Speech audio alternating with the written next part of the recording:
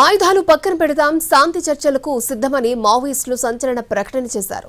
ప్రధాని, కేంద్ర హోంమంత్రికి లేఖ రాసిన మావోయిస్టులు యాంటీ నక్సల్స్ ఆపరేషన్ ని ఓ నెలపాటు ఆపాలని లేఖలో తెలిపారు. మావోయిస్టు అధికార ప్రతినిధి అభయ్ పేరుతో ఈ లేఖ రిలీజ్ అయింది.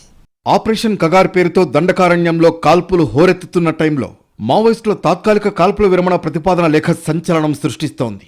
శాంతి చర్చలకు సిద్ధంగా ఉన్నాం, నెల గడువు ఇవ్వండి అంటూ కేంద్ర హోంమంత్రి అమిత్ షాకు లేఖ రాశారు మావోయిస్టులు. మావోయిస్టు ప్రతినిధి అభయ్ పేరుతో ఆ లెటర్ను రిలీజ్ చేశారు. నెలపాటు యాంటీ నక్సల్స్ ఆపరేషన్ను ఆపాలని విజ్ఞప్తి చేశారు.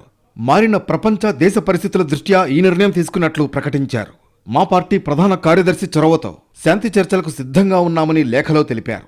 హోంమంత్రి, ఆయన నియమించిన ప్రతినిధులతో చర్చలకు సిద్ధమని చెప్పారు. 2026 మార్చి 31 నాటికి దేశంలో మావోయిస్టులు లేకుండా చేస్తామని ఇప్పటికే పలుమార్లు అమిత్ షా హెచ్చరించారు. శాంతి చర్చలు కూడా ఉండవని తేల్చి చెప్పారు.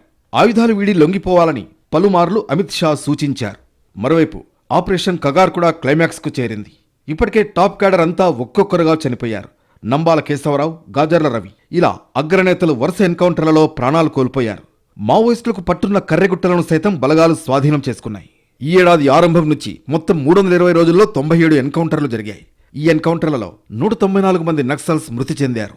వీరిలో 38 మంది మహిళా నక్సల్స్ ఉన్నారు. వచ్చే ఏడాదికంతా మావోయిస్టులను దాదాపు తుడిచిపెట్టేస్తామని స్వయంగా కేంద్ర పాలకులు ప్రకటిస్తున్నారు. ఇదే టైంలో ఎలాగైనా ప్రభుత్వాన్ని శాంతి చర్చలకు ఒప్పించేందుకు పౌర హక్కుల నాయకులు లెక్కలేనన్ని సార్లు ప్రతిపాదించినా కేంద్రం పట్టించుకోలేదు.